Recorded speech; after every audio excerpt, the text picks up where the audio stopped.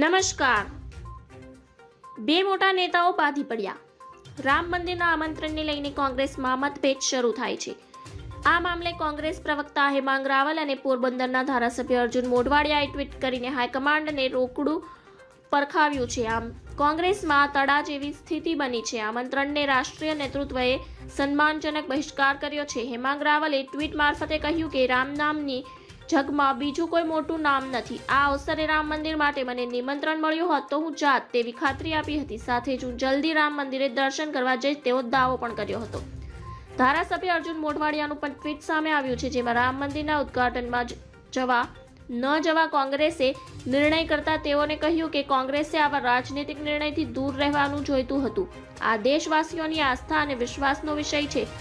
ગ્રેસે બુધવારે કહ્યું કે આપણા દેશમાં કરોડો લોકો ભગવાન રામની પૂજા કરે છે. ધર્મ એ વ્યક્તિગત બાબત છે, પરંતુ આરએસએસ ભાજપે અયોધ્યા મંદિરને રાજકીય પ્રોજેક્ટ બનાવ્યો. ભાજપ અને આરએસએસના નેતાઓ દ્વારા ચૂંટણી લાભ માટે અધૂરા મંદિરનું ઉદ્ઘાટન કરવામાં આવી રહ્યું છે. ધન્યવાદ. જય હિન્દ.